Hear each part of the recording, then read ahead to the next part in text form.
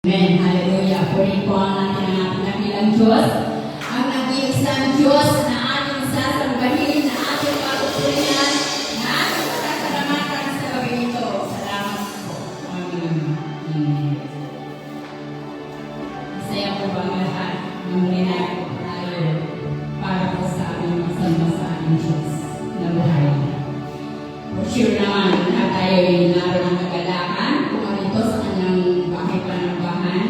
Kasi natin sasakay sa gabi ito ay ang isang Diyos. Diyos na tumubos ng ating mga buhay, ng ating mga kasalanan, at bigay ng kaligtasan sa atin. Amen. Bago po tayo lumako sa ating pong pagsamba, nais ko pong munang basahin ang aklat ng Isaiah, sabi ko dito sa 41:10. Huwag kang matakot sapagkat ako'y sumasa iyo. Huwag kang mamutaypay sapagkat ako'y iyong Diyos. Aking palalakasin ka, oo aking tutulungan ka, oo aking aalalayan ka ng kanang kamay ng aking katwiran. Amen. Napakaganda pong pangako yan ng ating Diyos. Kung ikaw ay natatakot, sabi ng ating Panginoon, ako'y sumasa iyo. Huwag kang malupaypay, sabi ng ating Panginoon. Kapag tayo ay nangihina, sapagkat ang ating Diyos ang ating kalakasan, at kapag tayo naman ay dinaraan ang pagsubok ng ating Panginoon, napakaganda.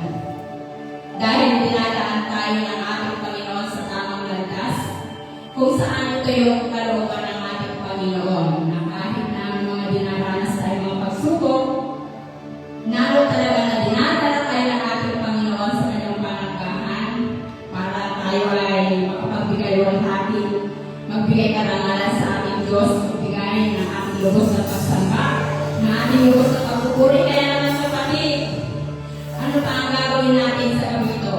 Kundi ang ating papurihan ng ating Panginoon na nangako na kapag tayo ay nanghilinan sa kanyang kalakasan, na kapag tayo siya ay natatakot, siya yung ating kalakasan, tayo lang sa kapagsupan ng ating Diyos na umakakay at umaalagay sa atin.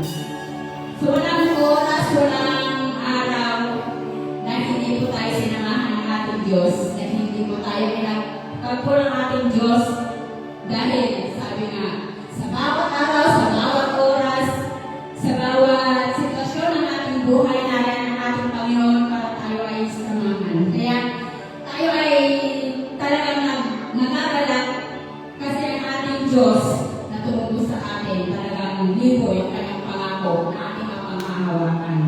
Amen?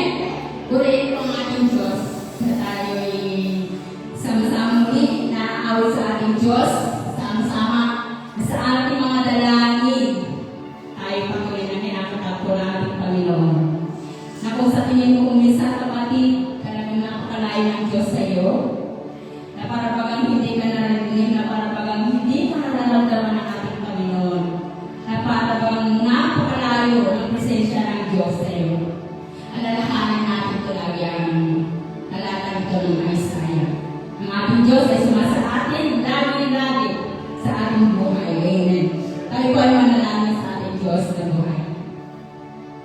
O Diyos na makapangyarihan sa lahat, tunay nga po Panginoon, kami nagpapasalamat, Lord, sa gabi ito.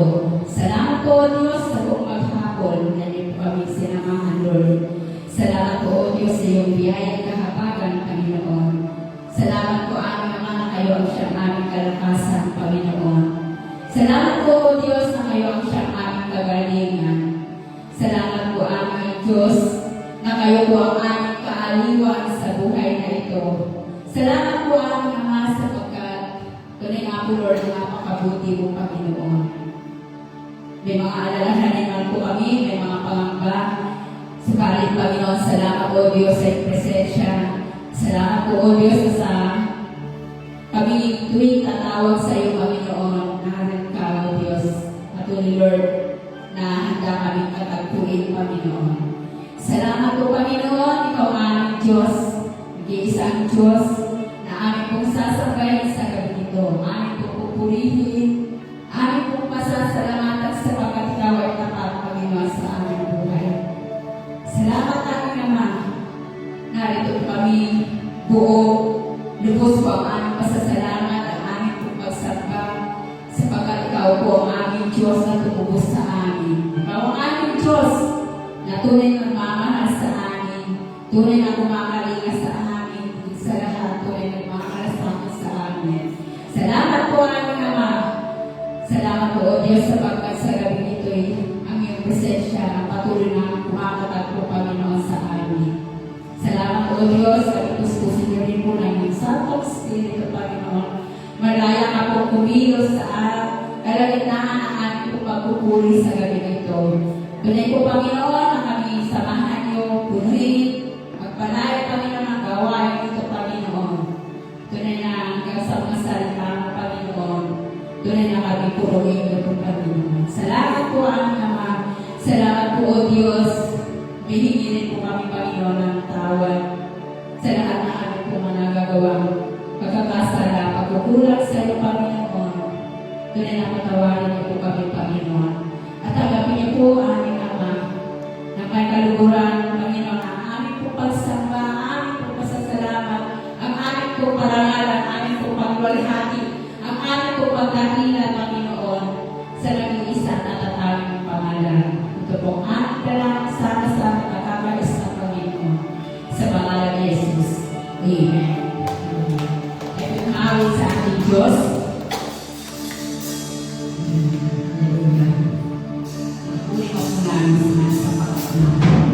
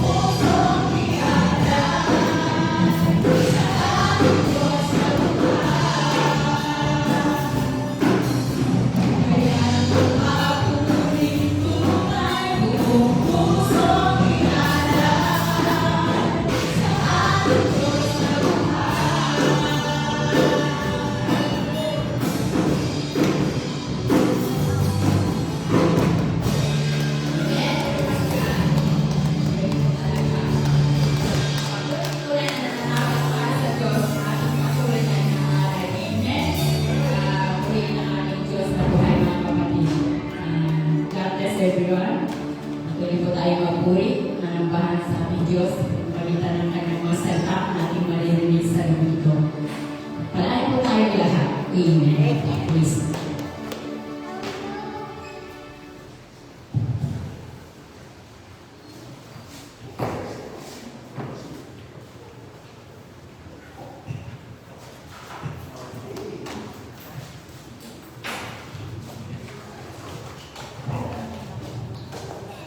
Magiging ko, mga kapatid, kami po sa ating lahat. Important that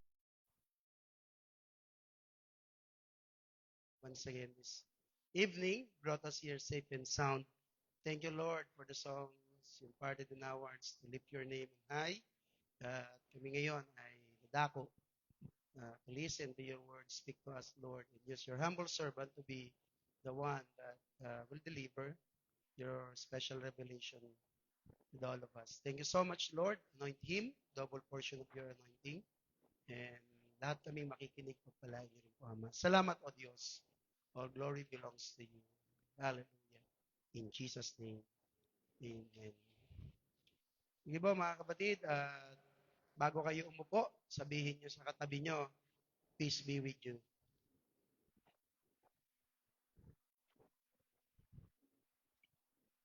Sa pangatlong bahagi na po ng ating pinag-aaralan about the book of Galatians, dito na po tayo actually sa chapter 4, pangatlo na po natin to. At medyo interesting siya, mga kapatid, kasi dito na tayo sa part na kung saan, kita po natin dito, last week, i-recap lang natin, the people of Galatia, mga kapatid, ay pinalaya na sila ng Panginoon. Kaya lang, nanumbalik sila sa pagyakap pa rin dun sa mga dati nilang ginagawa. For instance, binanggit po dyan yung mga pag-observe nila ng mga araw, holidays, months, seasons. So, in-include nila yon that those things are part or were part of their salvation. Sabi ni St. Paul, no, it's not. Kasi the gospel itself ay kompleto na po yun. Okay? Wala nang pwedeng idagdag, wala nang pwedeng bawasan. Now, dun sa nangyaring yon, mga kapatid, isa sa mga dahilan o sa mga dahilan kung bakit nagawa yon. Dahil nga 'di ba na penetrate po sila ng mga anong tawag dito, ng mga Judaizers at nangaral sa kanila na okay lang naman ang gospel but you have to impart also yung law of Moses. So, alam niyo, minsan ganyan tayo, bilang mga mananampalataya, may mga bagay, actually pinalaya na tayo ng ating Panginoon. Kaya lang, may mga ginagawa tayo, part of our culture, part of our religious background, o kaya part of our society, hindi pa natin, mga kapatid, maiiwan yung mga bagay na yon. So, bawa, fiesta. Dati nakikipiesta tayo, mga kapatid. Kasi mostly ang fiesta sa atin, design niya sa mga patron eh. Kaya ingat kayo sa fiesta. Pwede naman yung fiesta na noodles. Noodles ba tawag doon? Sa spaghetti fiesta. Pwede kayong kumain nun. Ngayon, kung napunta kayo sa mga ganun lugar, wag na. Wag na kayong kumain. Wag na kayong magtanong pag pinakain kayo. Sabi yun ni Apostol Pablo. Pero kung sasandyain mo yon, kasi lahat ng kapistahan sa atin, dinisign niya sa mga patron, sa mga patron. Sa amin, may Holy Family doon, tapos doon sa amin, sa kabila, Our Lady of Mercy, tapos Holy Family sa amin. So may fiesta rin po doon. Yung iba naman, may mga patawag yan. Bawa, ika-Siyam, ika-40 Dias, Babang Luksa. May mga ganun pa tayo eh. Diba? Sa mga part yan ng culture. Now, hindi naman sinasabi ko na masama yun, kundi dapat wala na tayo sa mga ganung bagay. Kasi yan yung minsan hindi maintindihan sa atin na kung kailan ka naging born again, mga ganitong bagay sa family, ganyang bagay sa family natin ay tawag dito ay binabaliwala mo na. Hindi sa dahil ayaw natin, kundi isa po yun sa mga sinabi ng Lord. Kaya ganun din yung nangyari po sa kanila.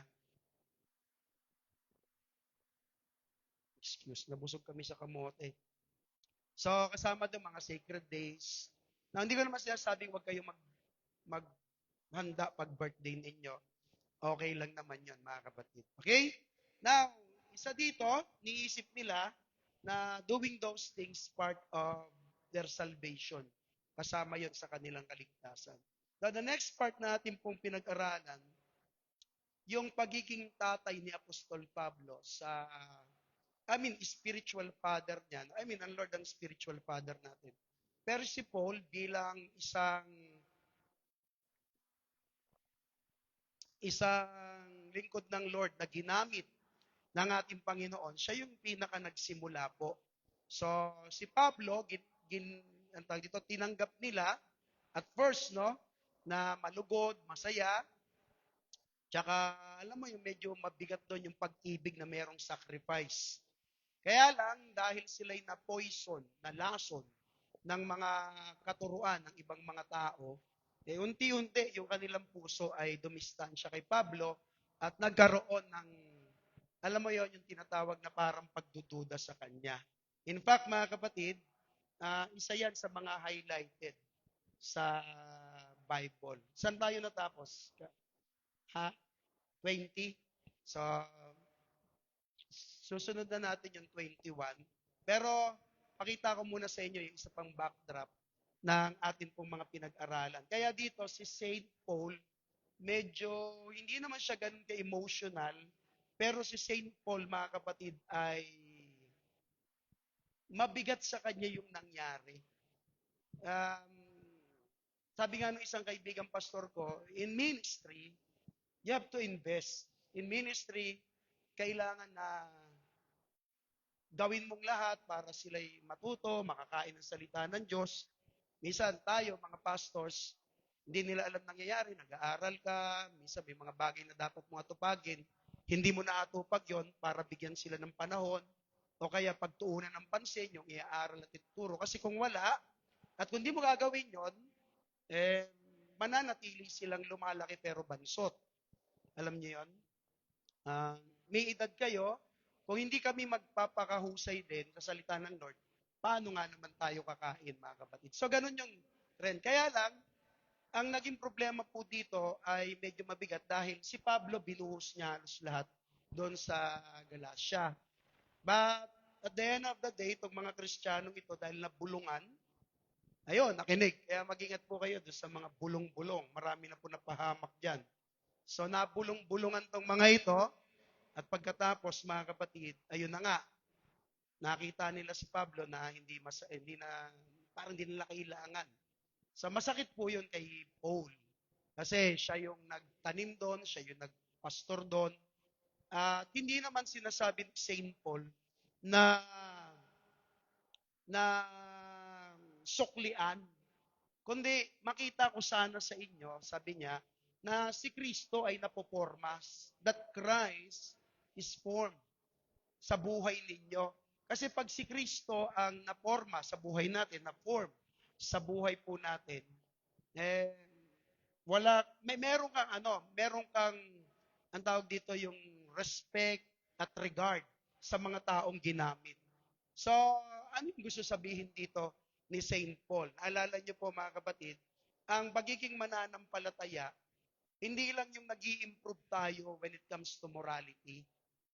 Dapat nagbabago tayo sa moralidad natin. Talagang mag-improve tayo, mga kapatid. Pangalawa, hindi tayo naging Kristiyano dahil we just follow rules. We just follow rules. Kasi magiging tribe natin nun ang patakaran eh. But we are Christians because we love God. We serve God. Yun talaga yung pinakakailangan nating maintindihan. Kasi pag follow the rule ka lang, pag ang rule ay wala, hindi ka nasusunod. Yun yung magiging tendency nun, mga kapatid. Tsaka pangatlo, mga kapatid, ito yung mabigat. Yung pagiging mananampalataya, very stricto, na binigyan talaga tayo ng Diyos ng iisang tahanan. Hindi tayo Kristiyano na lagi ka na lang merong religious affiliation. Sila kasi ganito nangyari.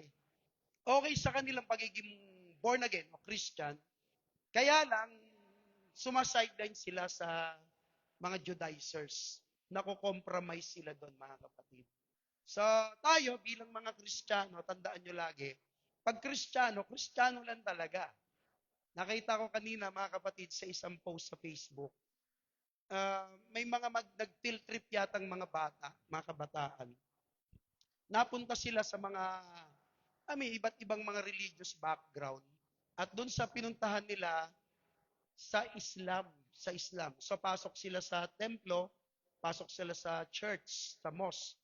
Yung mga bata, sinundan nila yung pag-practice ng religious ng Islam. So, di ba, tumutuwad-tuwad yun, tapos nagaganon-ganon. Dahil nga, paggalang daw yon sa kanilang religion, everyone should follow. O hindi, parang religious disrespect. May isang kabataan doon na hindi talaga siya na ganon. Hindi niya daw nire-respeto kasi Christian siya. Hindi sa ayaw niyang galangin yung tao. Pero once na nagdun ka, parang nakiki-join ka na. Baka mamaya mayakap mo pa yun, mga kapatid, delicates ka. So, as much as possible, tibayan din natin ating pananampalataya. Yun, hindi pa nun usapin ang buhay at kamatayan, ha? Si Shadrach, si Meshach, tsaka si Abednego. Ang usapin doon, papatayin sila. Pero nung pinapasamba sa kanila o pinapag-bow down sila, pag narinig niyo yung mga tunog ng flauta, ng harp, lahat kayo ay yuyukod, lahat kayo sasamba. Yung tatlo matikas, hindi sila talaga yumukod. So kahit patayin nyo kami, sabi namin, okay lang, itapon nyo kami dyan. Liligtas kami ng Lord namin. Sabi ng tatlo. At kahit hindi kami ligtas ng Lord namin, ng Panginoon, hindi pa rin kami luluhod dyan, hindi pa rin kami sasamba. Yun yung mga Kristiyanong may paninindigan. Yun yung mga mananampalataya talaga ng Diyos. Minsan alam niyo po, dapat nagle-level up yung atin pong mga pananampalataya. Kasi pag tayo'y nandyan lang lagi sa mga porsyon na yan, hindi ka makakausad. At later on, makikita mo ang faith mo pababa na ng pababa. Kung ating mga bilihin, di ba meron tayong inflation, kung ating mga bilihin tumataas dapat yung faith mo rin tumataas. Yung gastos mo tumataas. Dapat yung faith mo tumataas. Ganun dapat yung pananampalataya natin sa Lord. Okay? So ang goal natin bilang mga mananampalataya ay hindi lang din na maging mukhang mananampalataya. Hindi maging mukhang spiritual. Kundi talagang totoong spiritual. May nakakakita man o wala, dapat nananatili tayo saan? Sa totoo nating pagiging mananampalataya o Kristiyano. Pangalawa, mga kapatid, hindi lang yung, alam mo yung, wow, parang magaling sa Bible, daming alam. Meron tayo dating kapatid, sabi niya sa akin, nung bago-bago pa ako sa ministry, Pastor, yung Bible, sabi niya, binasa ko na yan ang 3 beses. 3 beses niya na daw ito nabasa.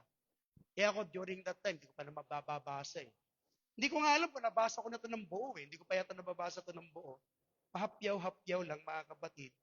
Siguro, dahil wala naman ako minsan pagbabasa na tipong babasahin mo siya ng sunod-sunod, yung patsi-patsi. Siguro mga 90-95%. Hindi ko na matandaan, mga kapatid. So, granting, sabi niya, nabasa ko din 3 beses. Pero yung dating niya, mga kapatid, parang ramdam ko talaga nagmamayabang.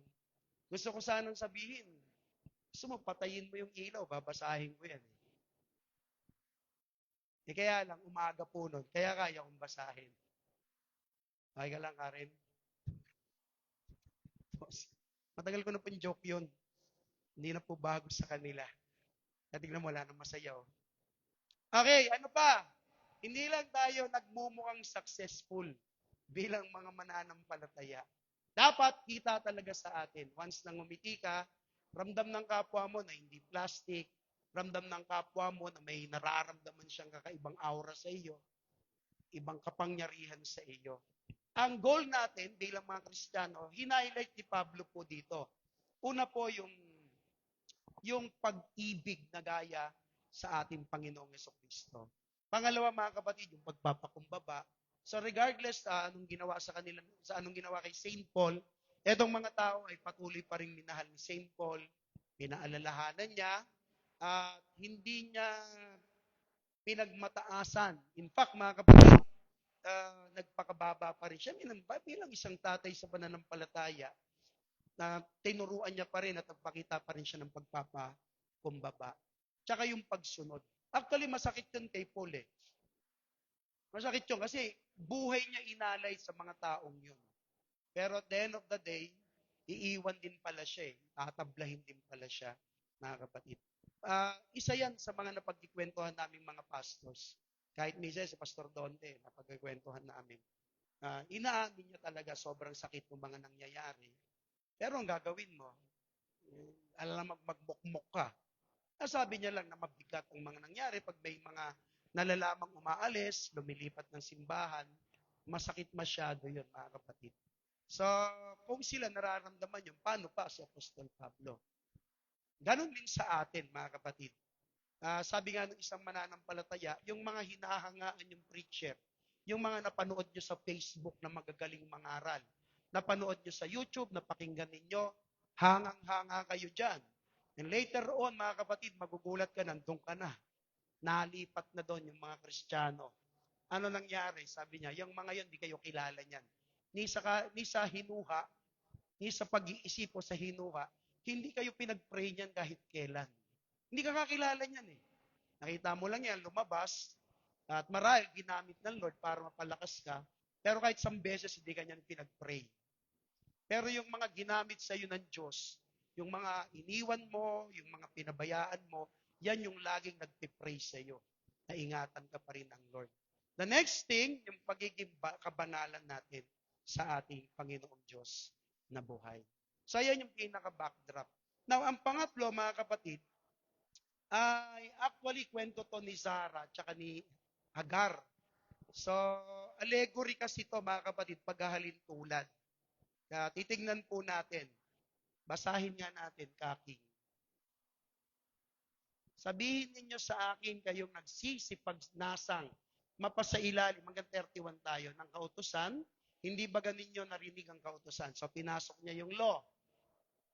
Sabagat nasusulat na si Abraham ay nagkaroon ng 2 anak. Ang isa'y sa aliping babae. Yan yon, si Hagar. At ang isa'y sa babaeng malaya. Dahil yung kwento ha. Gayon man ang anak sa alipin ay pinanganak ayon sa laman. Ngunit ang anak sa babaeng malaya ay sa pamagitan ng pangako. Now, isegue ko muna sa inyo. Kaya ang Islam, ang mga Muslim, mga kapatid, medyo mabigat sa kanila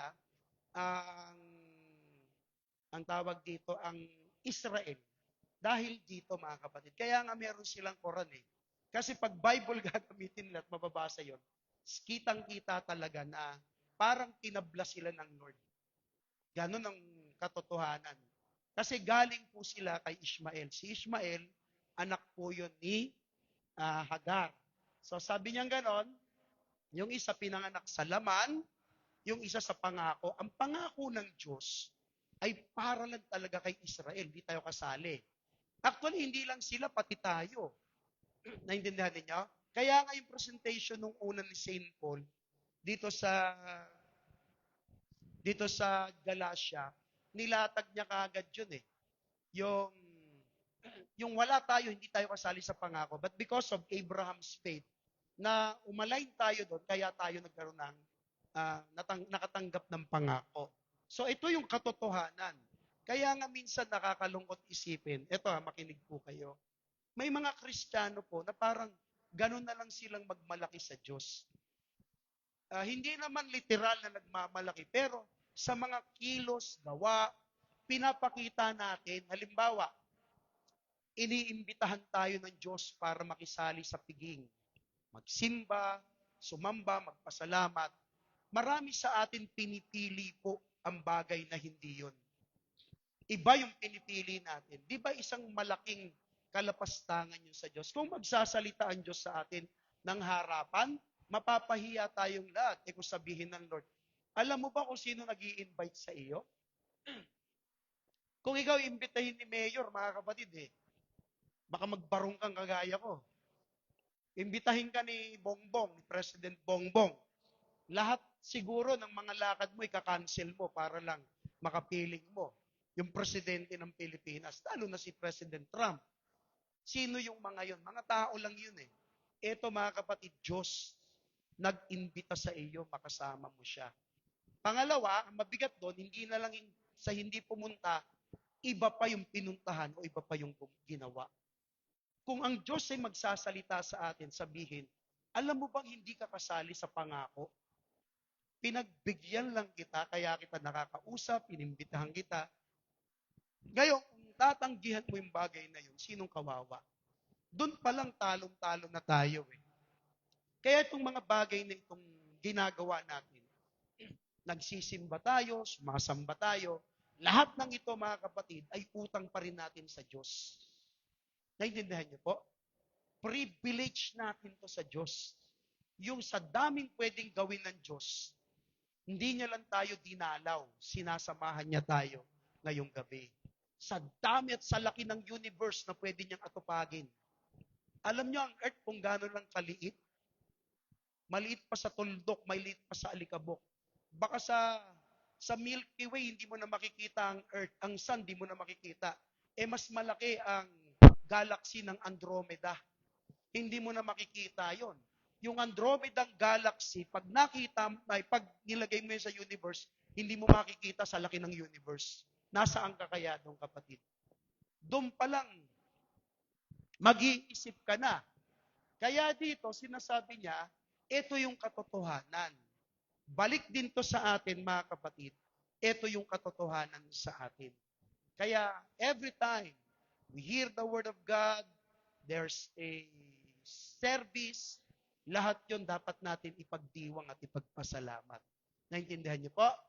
Tuloy tayo, Kaking. Ang mga bagay na ito'y may lamang talinhaga. Ito na yung talinhaga. Sapagat ang babaeng ito'y dalawang tipad. Okay? Ang isa'y mula sa bundok ng Sinai, inyong law, na nanganak ng mga anak sa pagkaalipin, na ito'y si Agar. Next. Ang Agar ngang ito ay bundok ng Sinai sa Arabia.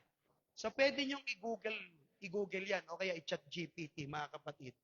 Totoo yan eh, nandun yung Sinai sa Arabia. At ito'y katulad ng Jerusalem ngayon, sapagkat ito'y nasa pagkaalipin kasama ng kanyang mga anak. Ulitin natin ha, ang Agar ngang ito ay bundok ng Sinai sa Arabia at ito'y katulad ng Jerusalem ngayon, sapagkat ito'y nasa pagkaalipin kasama ng kanyang mga anak. Next. Ngunit ang Jerusalem na nasa itaas ay malaya na siyang ina natin. Okay? Ito yung kay Pablo. Nanay daw nila yon, si Jerusalem. Sapagkat nasusulat, magsaya ka o baog na hindi nanganak o nanganganak. Magbilang, umawit at humiyaw ka, ikaw na hindi nagdaramdam sa panganganak, sapagkat higit pa ang mga anak ng pinabayaan kaysa mga anak na may asawa. Okay, nagbibigay na siya ng paghahalin tulad. At tayo, mga kapatid, tulad ni Isaac, ay mga anak sa pangako. So dahil lahi ni Abraham, si Isaac, anak sa pangako.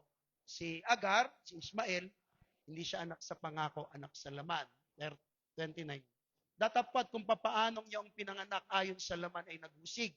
Sa pinanganak ayon sa espiritu ay gayon din naman ngayon.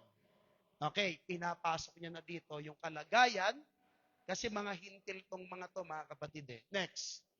By the way, dito, wala pang Muslim dito Nung sinulat ni Pablo to, wala siyang idea ng mga Muslim. Nagigets nyo?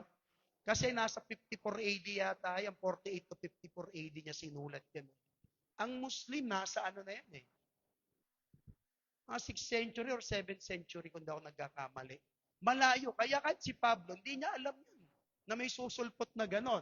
Kaya dito, hindi niya talaga yan hinahalin tulad, mga kapatid, na may darating na mga Muslim. Hindi ganon. Sinasabi niya lang dito yung dalawang bagay. Parehas yun nasa Jerusalem na anak ni Abraham. Kasi may lahi na rin yung anak ni Abraham kay Agar eh. Okay? Next, ano nasabi? Gayunman, ano ang sinasabi ng kasulatan? Palayasin ang aliping babae at ang kanyang anak, sapagkat hindi magmamana ang anak ng babaeng alipin na kasama ng anak ng babaeng malaya. Diyan muna. Nakita nyo kung gaano kabigat.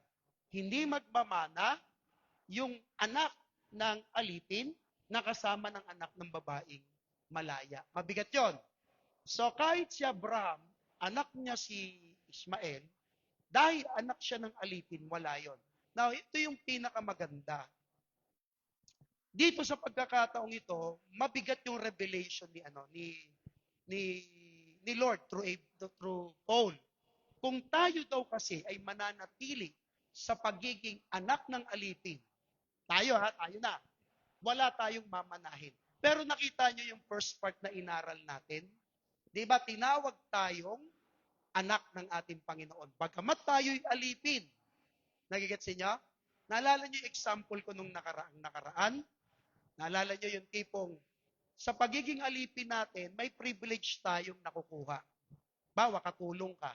Pero alipin ka pa rin. Hindi tulad kapag ikay naging anak, hindi lang privilege, sa'yo na mismo yon kasi tagapagmana ka na. So, ganun ang ginawa sa atin from slavery, from slave tayo mga kapatid, anong ginawa ng ating Panginoon? May privilege naman tayo sa Kanya eh.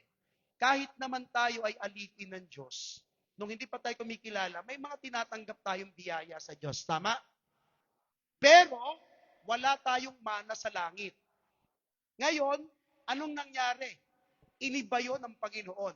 Kaya tayo'y ginawang anak ng Diyos, kasi nga naman mga kapatid, ayaw niya lang ng pribilehiyo mong matatanggap.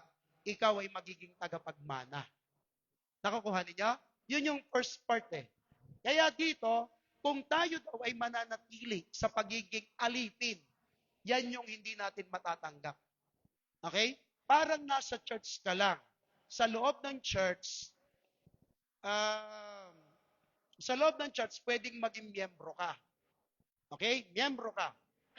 Kaya may privilege ka. May aircon ka, nakakaupo ka dyan, misa pag may pagkain.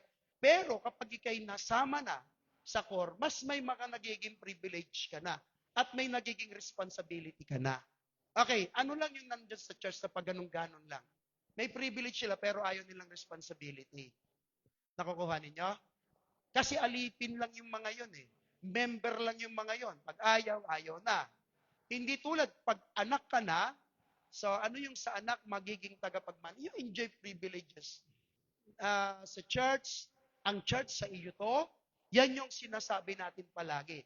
Kabahagi ka nito kasi kasama ka na dito eh. Pag tinuring mo yung sarili mo, na miyembro ka talaga, na taga rito ka talaga at pamilya ka. Nakukuha niyo mga kapatid? Diyan ba kayo? So dito, sa binabasa natin, kung mananatili daw tayong mga alipin, ang unang madidisgrasya sa atin, mga bana natin sa Lord. Yung mga pangako ng Lord. Imagine niyo mga kapatid kung gaano katindi ang biyayang matatanggap. Yung ating tinatanggap na biyaya dito, wala yan sa kalingkingan. Sa mga pangakong kayang ibigay ng Diyos pagdating ng araw.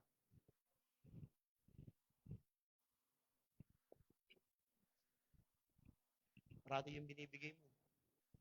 Okay? So, kaya dito, sapagat hindi magmamana ang anak ng babaeng alipin, nakasama ng anak ng babaeng malaya.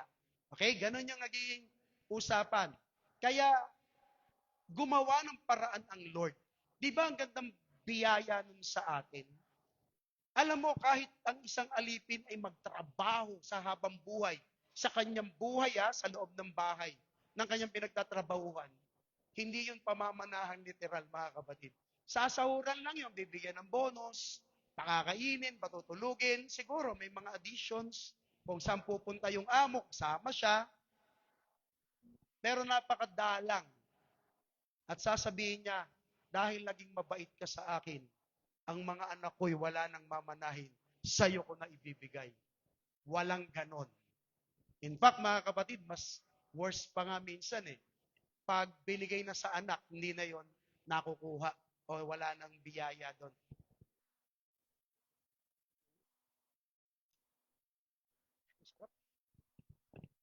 Sarap. So, nagigets ninyo? 31 kaaking. Kaya nga, mga kapatid, hindi tayo mga anak ng babaeng alipin. Ayun na. Kundi ng babaeng malaya. Okay, isa-isahin natin bago tayo umuwi. Si Hagar, slave woman po siya. Si Sarah, free woman po siya, mga kapatid. So ano yung sinisimbolo ni Hagar? Ayon dito sa binasa po natin. The first symbol of Hagar, mga kapatid, is the Mount Sinai. Okay naman ang Mount Sinai. In fact, ano naaalala ninyo sa Mount Sinai? Sino nakakaalala sa Mount Sinai? Anong meron doon? Si nanay? Doon binigay ang commandments ng Lord. Actually, sinasabi nila doon binigay ang 10 commandments. Hindi ko alam kung 10 talaga, no? Kasi yun yung binaba ni Moses sa dalawang tipak na bato. Pero ang commandments ng Lord, 613 yun. We don't know kung paano yung binigay ni Lord. Paano ginawa ng Lord. Daming commandments ng Lord, 613. Pero, sabihin natin, binigay ng Lord yun. So, ano yung ibig sabihin nun? Sa Sinai, nandun yung law, mga utos. Okay? Sa bundok na yun, mga utos. Huwag mong gawin to, huwag mong gawin. So, okay, natandaan yung tinalakay natin yung law. Di ba ang batas, ang law, ituturo lang nun o sasabihin lang ng batas na wag mo tong gawin kasi pag ginawa mo magkakasala ka. Pero yung batas, walang pagtutuwid sa atin yun. Bawal magnakaw. Pag nagnakaw ka, may parusa. Ganun lang yung batas. Kaya pagdating ng Panginoon, bagamat may batas, nilagyan niya mga kapatid ng alin pa, ng pag-ibig. Kaya tayo pag nagkakasala, di ba, dati pag nagkakasala ang tao, parusa. Ngayon pag nagkakasala tayo, nilagyan ng Lord ng grace. Kasi mahal tayo ng Lord. Binigyan tayo ng pagkakataon para manumbalik sa Kanya. Hindi tulad sa kanila, no? Naalala niyo si Uza? Hinawakan lang yung Ark of the Covenant, mga kapatid, pinatay ng Diyos. Nakita niyo? Nagnakaw, mga kapatid. Naalala niyo yung nagnakaw sa panahon ni Joshua? Sino yung nagnakaw na, no? Si Akan. Di ba? Dami niya ninakaw. Si Akan nung nagnakaw, mga kapatid, buti ko si Akan lang ang pinatay. Buong ang pinatay. Sipin mo, sabi ng Lord, kay King Saul, patayin nyo lahat. Wala kayo ititira, pati hari, pati mga hayop, patayin talaga lahat eh. So kung iisipin mo, grabe no? Matindi. Kaya minsan may doktrina mga kapatid, na ewan ko kung nabasa nyo na, may doktrina kasi na sa Bible school, nung nag-aaral ako, sabi ng professor namin, may dalawang doktrina sa Bible. Merong mga tao naniniwala na dalawang uri ang Diyos. May dalawang uri ng Diyos. Yung Diyos ng lumang tipan at Diyos ng bagong tipan. Ang tawag nila sa Diyos ng lumang tipan ay the bad God. Tapos ang bagong tipan ay the good God. Meron talagang aral nun. Bakit? Kasi sa lumang tipan, cruel daw talaga ang Diyos doon. Grabe. Kaya sabi nila, ngayon itong dalawang Diyos na ito, mga kapatid, wala silang ginagawa kundi ganun lang daw. Ano ibig sabihin nun? Hindi sila nakikialam sa isa't isa. Kasi dahil ganun yung nature ng Diyos, halimbawa, the bad God, gagawa lang talaga yon ng ganung bagay. Etong good God, gagawa lang daw talaga yon ng mabuting bagay. Wala silang pakialamanan. Nakita niyo yung idea, no? Dahil din nila maunawaan, gumawa sila ng sarili nilang theology. Madaming ganyan. Okay? So dito, sa pinag-aaralan natin, Mount Sinai, yung law, lahat yon mga kapatid, slavery, lahat yon ay sa representation ng buhay natin before. Ano pa? Yung human effort, yan yung tinatawag na sariling diskarte mo para umakyat ka sa langit. Kasi ano yung batas? Sasabihin sa'yo, huwag kang pumatay, huwag kang magnakaw, puro wag dun eh. Pag hindi, kailangan pagsikapan mong wag gawin yun, mga kapatid. So lumalabas with your human effort, kaya ka magkakaroon ng biyaya sa Diyos. Mali. Kasi may biyaya na ang Diyos, wala ka pang ginagawa. Yun yung binasag ng Lord sa kanilang kaisipan. Ngayon, tignan niyo po yung mga tao. Ito yung larawan ng mga tao ngayon. Gumagawa tayo ng mga sarili nating mga efforts to earn merits sa grasya ng ating Panginoon. Maraming ganyan ng mga mananampalataya. Minsan nga may narinig ako, magsisimba, o may mga nagsasabi, nagsisimba siya para pagpalain siya ng Diyos. May mga nagsisimba mga kapatid kasi meron silang gustong makuha sa Diyos. Naging baliktad na yung mindset sa pagsisimba. Hindi ganon, kaya tayo pinasisimba ng Lord. Ang pagsamba natin sa Lord, paraan natin yon ang pagdakila sa Kanya. Dalawa kasi ginagawa natin, pagpupuri at pagsamba. Ano yung pagpupuri?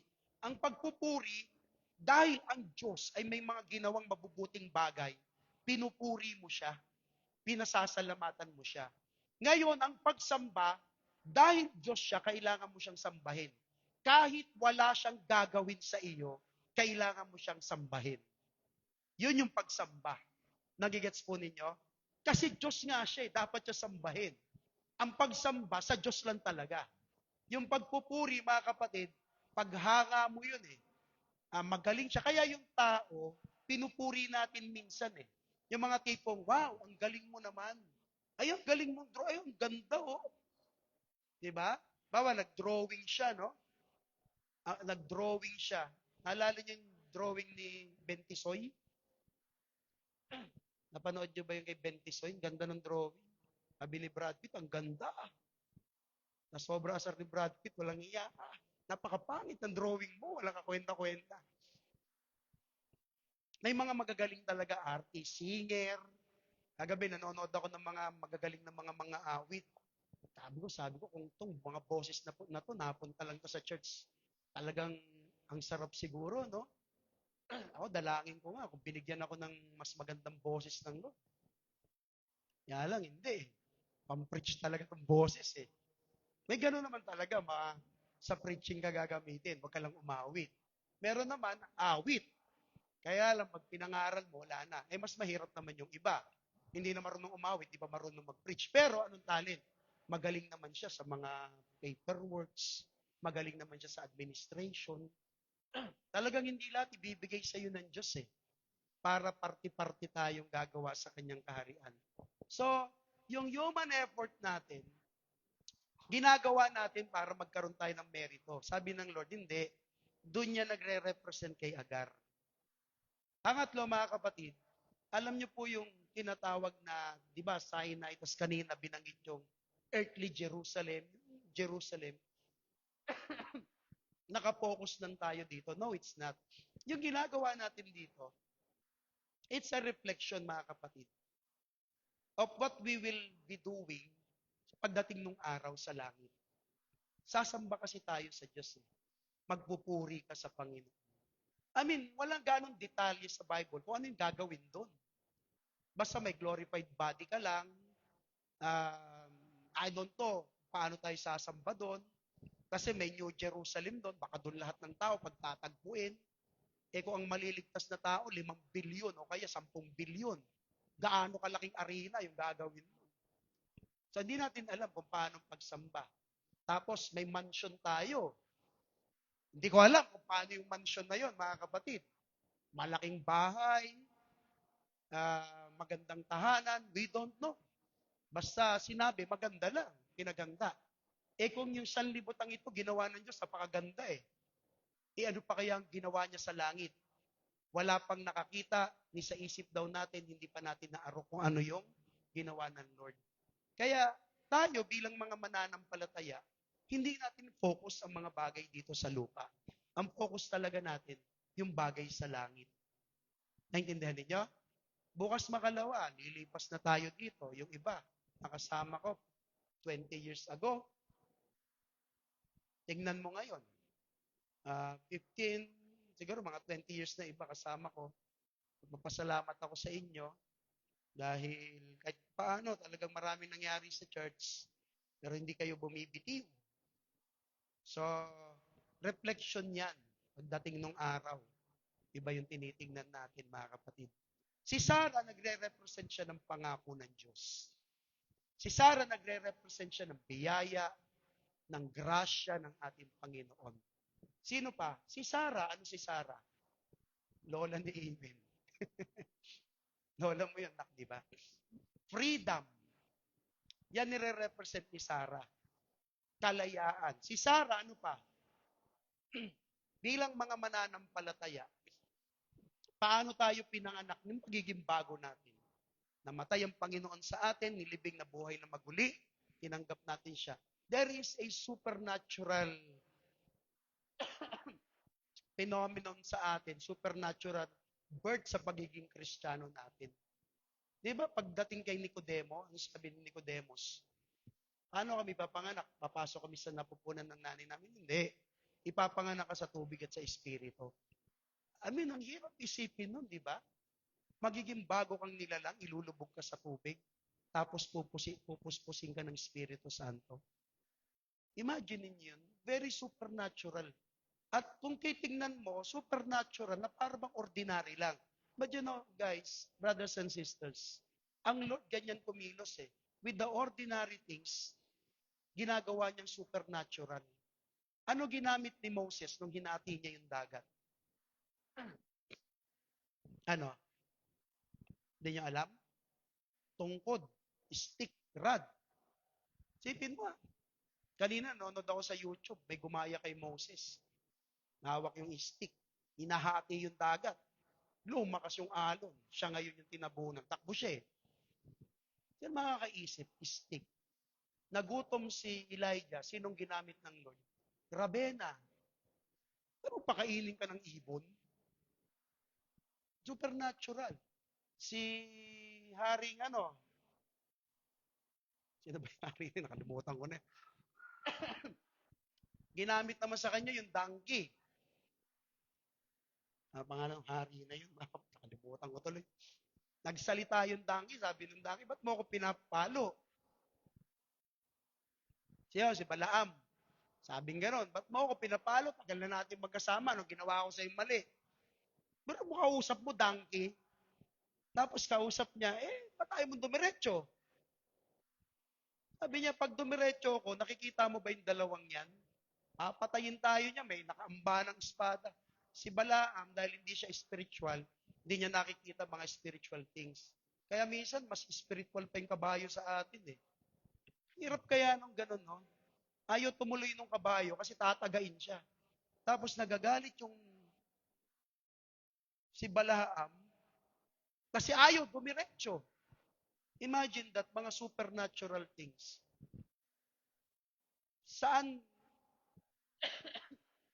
Nasaan ang mga apostol ng tinawag ng Lord? Nasa dagat. Yung iba kasama, si Matthew, paano siya tinawag? Kainan. Etong mga kapatid, hindi tinawag sa loob ng judicial court. Lalo na sa Senado, hindi sila tinawag doon. Kasi ang gulo siguro ng mga apostol, no? Kung senador ang mga kinuha ng Panginoon. Nandiyan ba kayo? Hoy, ba kayo? Para kayong mga senador, ha? Okay? So, itong mga ito, mga comparison lang naman, na maganda rin naman siyang pag-aralan. Kasi, it speak of the contrast between the flesh at saka the promise of God. Si Agar, ito yung representation of our human striving. We strive everything. Lord, gagawin, Lord. Sabi ng Lord, no, it's not. Magagawa mo yung mga yan, not because of your striving, but because of my grace. Kaya minsan ito, ewan ko kung malungkot kayo, masaktan kayo, I don't care mga kapatid. Malamang pinapasabi ng Lord. Yung iba sa atin, napansin ninyo, linggo, magpapakasubsob ka sa kung saan-saan, trabaho, papagurin mo yung sarili mo para kumita ng ganito. Mga human striving yun, mga human effort yun. Sabi ng Lord, hindi. Magagawa mo yan dahil sa grasya ko. Pag inalis mo ang Diyos, mga kapatid, sa sistema mo, sa sistema ng kabuhayan at buhay mo, tapos ka na. Yung iba, di ba makikita ninyo, bakit pumapasok pag linggo? Kasi po, pastor, ang dami ko pong bayarin. Ba't ka naman nahulog sa ganyang, sa ganyang sistema ng buhay mo? Eh kaya ka maraming bayarin, marami ka kasing kinuha. Ang dami mong inaasikasong hindi dapat. So ano yung na-disgrasya sa iyo? Yung grasya ng Lord. Imagine ninyo ha. Tapos sa effort mo, akala mo, yung pa yung mabigat eh. O sige, granting. Granting na nakuha mo yon, gumanda yung buhay mo. Nasaan ang Diyos doon? Eh di lalong wala ang Diyos. Kaya talaga bagsak ang human effort eh. Kasi in the first place, pag gagawin mo yon, malalaglag ka sa biyaya ng Lord. Pag hindi ka nagtagumpay, talo ka. Pag nagtagumpay ka, mas sasabihin mong di mo lalo kailangan ng Diyos. Kasi kaya mo na yun. Bawa, may kinuha ka, tapos binabayaran mo, tapos linggo, pumapasok ka. Granting, hindi ka nagkasakit. Gumanda yung kita mo, nagkaroon ka ng business, gumanda. Lahat, nabili mo. Yan ang mabigat ngayon. Lalong hindi mo papansinin ng Diyos. Nakita ninyo? Kaya iba yung sa laman, iba yung sa pangako. Kaya mag-iingat kayo mga kapatid. Yung iba, pinipili, magbakasyon. Kaya nga kung uuwi sa Bicol, di ba, sabi ko sa inyo, tapusin natin ang linggo ng service. Hapon tayo, Lunes nandun tayo. Uwi tayo Webes o Biyernes. Hindi tayo pwedeng abutan ng linggo. Dapat ganun ang mindset. Pero baliktad ang sa marami. Imaginein mo yung para sa Diyos na nakawin mo yung oras at panahon. Eh bakit hindi yung sa trabaho ang iyong ipag-live? Nakuha niyo yung punto ko? Diyan ba kayo? Bakit mawawalan ka ng sahod? Mas natatakot ka bang mawalan ng kikitain kaysa may mangyari sa iyo doon na wala ka sa kamay ng Diyos? Yun yung nakakatakot, mga kapatid. Nakuha niyo? Ilan ang sinampulan niyan at ayaw pa rin nating matuto. Ano ba mga kapatid? Not just our striving, our self-effort, but our religion and relationship sa Panginoon. The flesh stands for our religion. Maraming relihiyoso, pero walang relasyon sa Diyos. Di ba ganyan tayo dati? Ilang mga beads ang mga binibilang mo nun. Ilang dasal ang binibilang mo nun. Di ba ganyan? Ilang nasa hingin ko? Nagdadasal ako, di ba? May mga ganon. Tapos na ano ka, ano? Merong relihiyon, pero walang relasyon sa Diyos. Tapos tatayo pa yun. Tapos babalik uli doon. Huwag na tayong pumunta doon kasi graduate tayo. Minsan nakukornihan na rin ako magpatawa mga kapatid. Huwag na tayo doon. Punta na tayo sa church. Eto, mas mabigat to mga kapatid. Marami sa atin, ginagamit ng Lord. But how's your personal relationship na sa Panginoon? How's your prayer?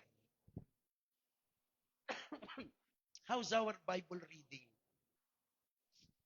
Nagbabasa pa ba tayo, mga kapatid? Nag-devotion? Tumatawag pa ba tayo sa Diyos? Panginoon, tulungan niyo po kami. Nagpipray pa ba tayo? Patawarin tayo ng Diyos, mga kapatid. Baka sa sobrang pagod natin minsan, yun yung nadidisgrasya. Mag-ingat tayo kasi hindi to basta-basta. Baka nandun tayo kay Hagar. Akala natin na kay Sarah tayo.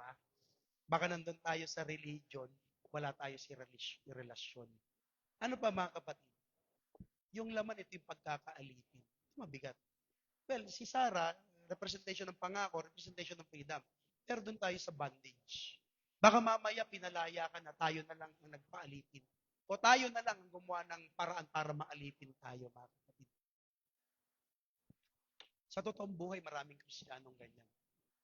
Pinalaya ka ng Diyos, ang ginawa natin, tayo ang nagtali sa ating mga sarili.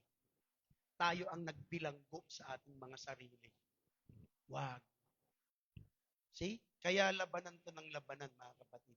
So may mga conflicts dito between the flesh tsaka yung pangako ng ating Panginoon. Tingnan yung maigi. The first one, kung babalikan po natin ang istorya ni Ismael tsaka ni Isaac, ano yung unang nangyari po sa kuya na ito. Kasi ang pagitan yata ng kanilang ang kanilang ng kanilang edad, medyo malayo, 12 years. So nung medyo may edad na pero mo nakikita niya yung kapatid niya. Ano to, pagbabaybayin natin yon, binubuli nun ni Ismael, si Isaac.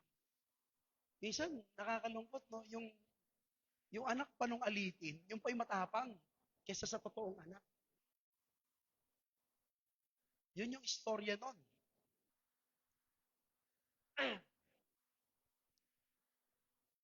Kaya yung conflict between our flesh, tsaka between our flesh and promise, labanan din yan sa atin bilang mga Kristiyano. Ganito yan, mga kapatid, sisimplihan ko lang. May pangako ang Diyos natin, kaya tayo manampalataya doon. Kaya lang dahil ang laman ay naging ibabaw sa atin, minsan nadidipit ng laman yung mga pangako ng Diyos. Actually, sa chapter of kasalanan, yung tutukuyin natin dyan next week. Pag matatapos natin ngayon to. But the point here, brothers and sisters, minsan nasa ganyan tayong sitwasyon. Pag nandun tayo sa laman, we forget yung mga promises ng ating Panginoon. Then later on, pag natapos na ang mga kasalanang nagawa natin because maalab ang laman sa atin, doon mo maiisip, ay, nahulog ako. Pero kung babaliktarin mo, na dapat yung mga pangako ng Diyos ang didipit o tatalo, lulupig doon sa laman, yun yung mas maganda. Yun yung mas maganda. May mga Kristiyano, ayaw nila ang Bible nasa cellphone. Narinig kayo, ha? Yung mga Kristiyano, ayaw nila ang Bible nasa cellphone. May Bible. Ako naglalagay ako niyan pag may mga kailangan ako i-notes. Lalo na pag Miyerkules. Pag Sunday, nakapapel ako. Mas may Bible. Hindi ko naman inaalis yung Bible Sabi nung isa, kasi sa Bible, pag Bible lang yan. Tama naman talaga. Pag cellphone, sabi niya gano'n, maraming tukso dyan. Marami talaga. Minsan may magpapapap dyan na hindi magandang tanawin.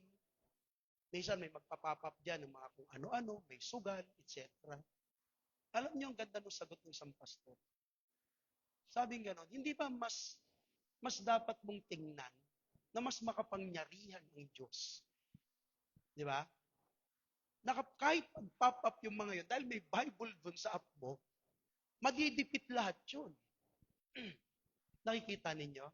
Sa akin, ganun yung ginagawa ko. Kaya maraming mga verses, maraming mga kinukot mo, mga magagandang salita, mga kwento. Para kung may magpapapap o kung matutok siya kang bumukas ng mga app na hindi maganda, may magpapaalala sa'yo, ang cellphone na ito may Bible. Ang cellphone na ito may salita ng Diyos. Hindi mo pwedeng gawin to sa iba. Di ba dapat ganon? Kasi pag dumating ang liwanag, lumalayo ang dilim. Minsan baliktad sa atin.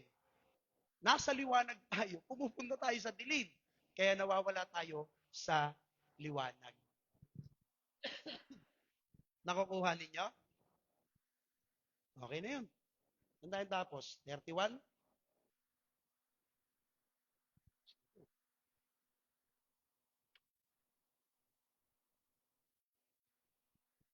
Okay, kunin natin yung mga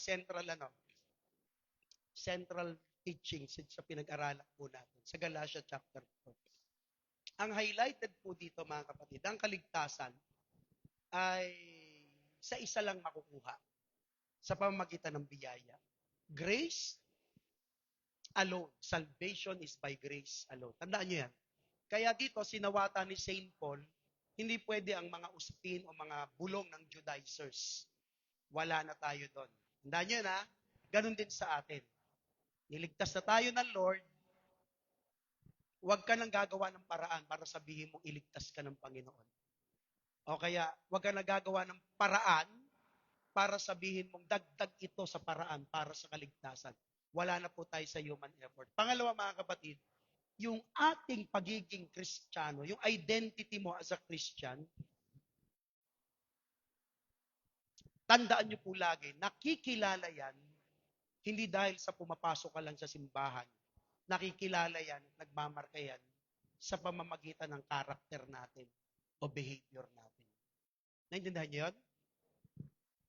Kaya tignan niyo, maraming mga Kristiyano, hanggang simbahan ng Kristiyano, hindi nagmamanifest ang pagiging Kristiyano sa kanilang ugali.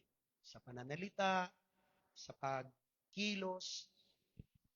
Kanina nanonood ako mga kapatid ng, actually, inano ko nga yun eh. Parang, di ba may lalabas minsan sa interested or not interested, o kaya hide reels. Nagulat talaga ako. Mga ano yun, mga Kristiyano siguro, kasi worship eh. Hindi naman ako against sa mga yun. Pero nung nagpupuri sila ginagamit, I mean, kita mo yung background ng church nila. Hindi ko sabing masama Pero dahil old school ako, ayoko nung ganon. Ang daming spotlight, no? Parang disco. Yung spotlight na galaw ng galaw. Kaya ako against talaga doon. Misa sa mga kabataan, yung didiliman dito. Tapos ang iba, pag ginagawa niyo yan, Lord nga sa liwanag. Tapos may mga spotlight, galaw ng galaw. Tapos tutugtog. Talagang Ang malupit dito, nakita ko isang leader mga kapatid. Kulay, lalaki yung brown na brown yung buhok. Tapos itim yung dito sa gilid. Parang nakapatong lang na gano'n. Sarakista yung dating na hindi ko sasabing masama siya. Pero hindi, ewan ko pag ganun song leader, hindi talaga ako papasok mga kapatid eh. Hindi sa ayoko siya, parang, ito Lord? Kaya minsan alam nyo, nababansagan ang church na worldly at ang world church. Kasi hindi na tayo naiiba sa kanila. Kasi ang kabanalan, dapat nahihiwalay ka sa ginagawa nila. Pero kung pare-parehas na lang talaga tayo sa kung anong style sa konsyerto nila, style sa ganito, ganun na rin tayo, mga kapatid, para cool, para inulit. Tandaan niyo po lagi may separation sa Bible. Hindi ko sinasabing mali sila, pero hindi ko nakikita, mga kapatid, na yun yung tama. Nakukuha ninyo?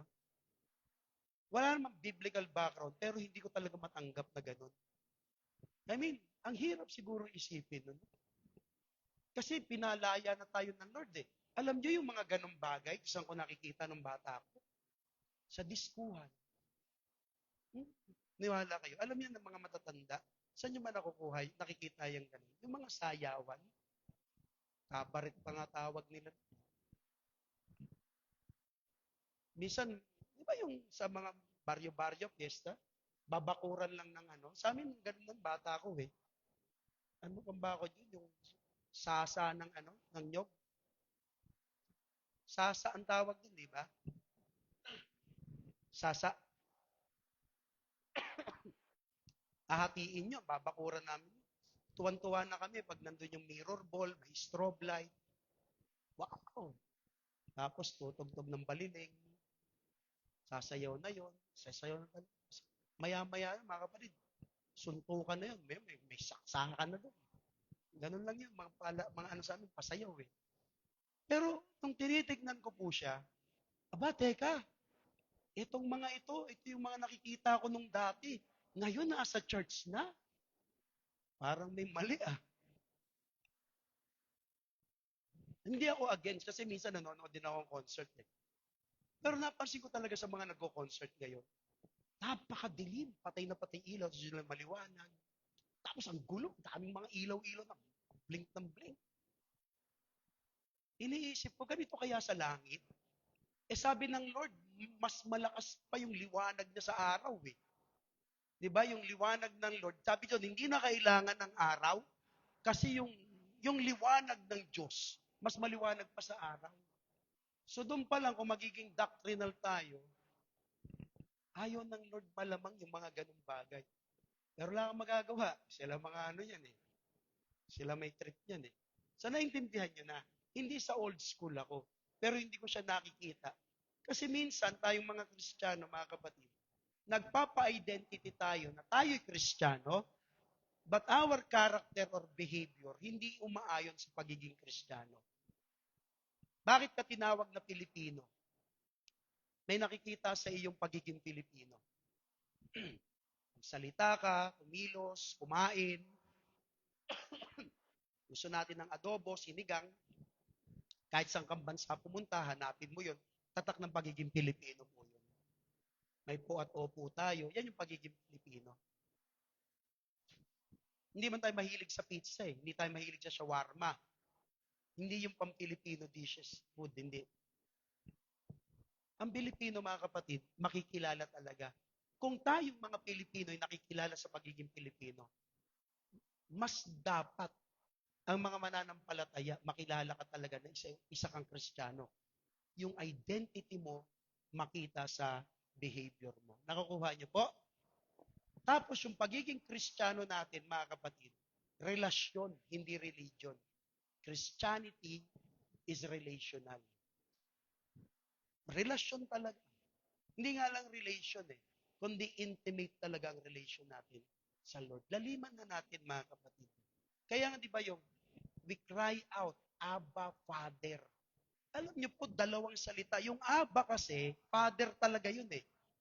Pero nilagay sa Hebrew, we cry out, kung itatranslate siya, Father, Father. Pero hindi yung binago ni Hebrew. I mean English. We cry out, Abba, Father. Alam niyo ba pag ginagamit ang salitang Abba,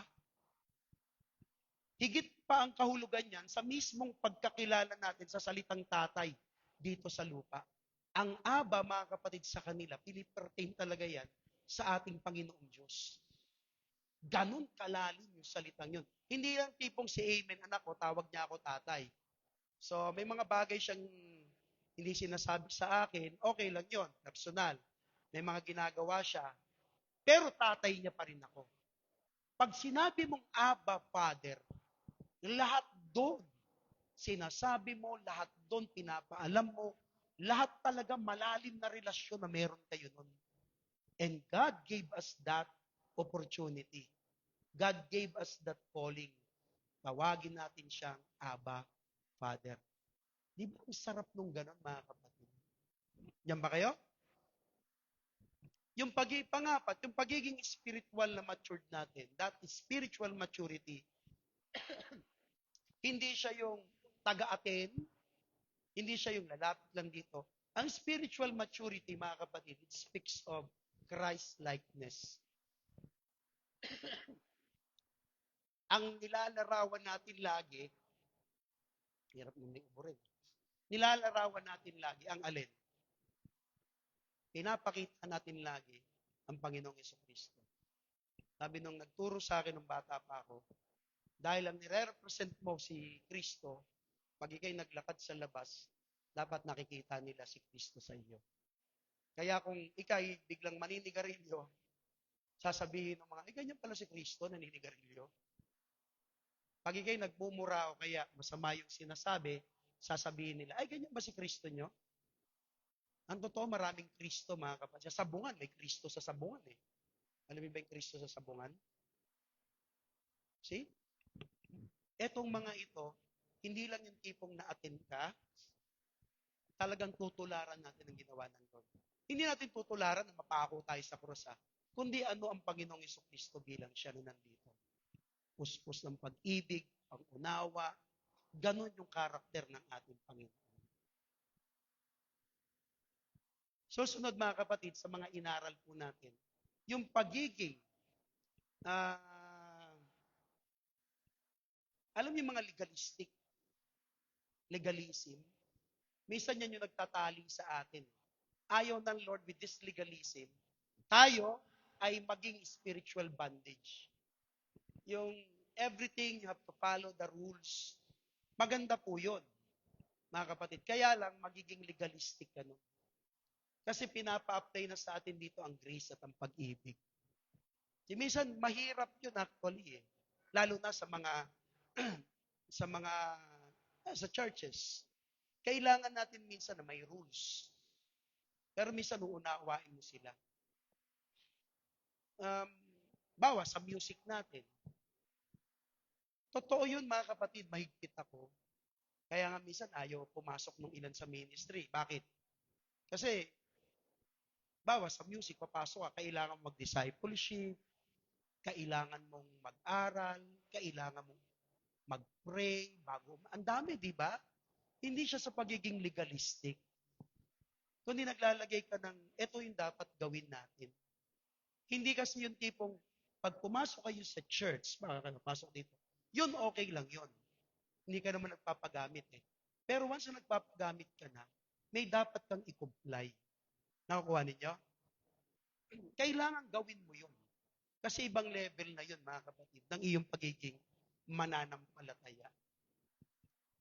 Minsan naiisip ko na, Lord, mahigpit ba kami? Pero one time narinig ko yun sa isang pastor. Sabi niya, alam niyo, minsan, kaya maraming umaalis sa atin o kaya hindi tumatagal, mahigpit tayo sa mga patakaran. Mahigpit tayo sa patakaran. Pero sabi niya, titindigan niya pa rin yung kanyang patakaran dahil alam niya, yun yung tama. Kasi nakakalungkot eh. Sabi ng Bible naman, di ba? Malawak ang daanan sa kapahamakan, masikip at makipot ang daan patungo sa buhay. Imagine that. Minsan naghihigpit tayo, kailangan kasi. Minsan kailangan mong ito yung gagawin mo. Kailangan kasi. Kaya ngayon naintindihan ko, sa iba madali lang pumasok sa ministry eh. May mga kakilala ako, umalis dito sa church. Natanong mo sa kabila. 1-2 buwan pa lang, paglipat, ginagamit na ng Lord eh. Mahirap yung ganun. Nag-iingat tayo kasi banal to, hindi yung basta-basta pinapatayo. Kung ano sabihin niya. Dati may gumamit nito, nagpatotoo. Hindi naman sa atin, yung dati yun sa kabila. Ng galingan natin church.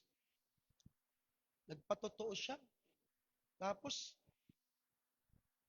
yung pala sasali siya sa bodybuilding, buruin mo. Sabi niya, mga kapatid, panoorin niyo ako. Sali siya sa bodybuilding. Alam yung mga nagba-bodybuilding, mga naka-brick lang yun eh.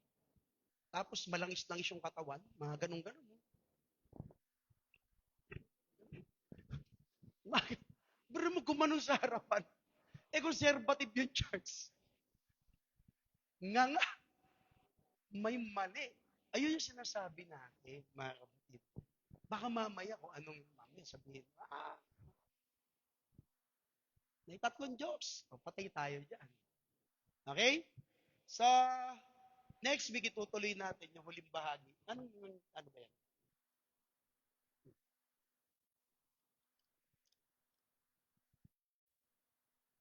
Tapos na pala tayo. Tapos na. Tapos na rin tayo.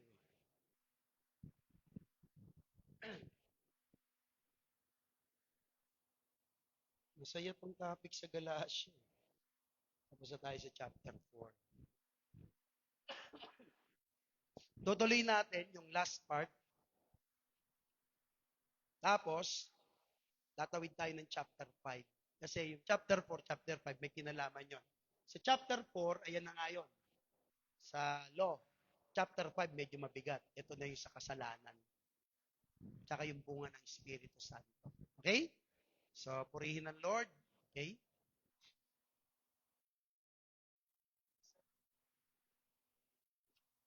Para si Ace Berhel, lagi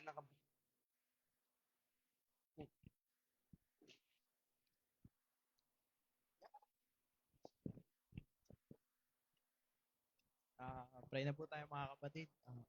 Lord, maraming pong salamat sa gabing to, Panginoon. Maraming pong salamat sa pagtuturo, Lord, at sa paglilinaw, Lord, sa buhay namin, Lord. And, Lord, ingatan niyo po kami sa pag-uwi, Panginoon. Pinupuri ka po namin, Lord. At salamat po sa pag-ingat sa buong lingkod to, Panginoon, at sa pag-ingat niyo po bukas hanggang sa linggo, Panginoon. Ingatan niyo po kami sa pag-uwi, Lord. In Jesus' name, Amen.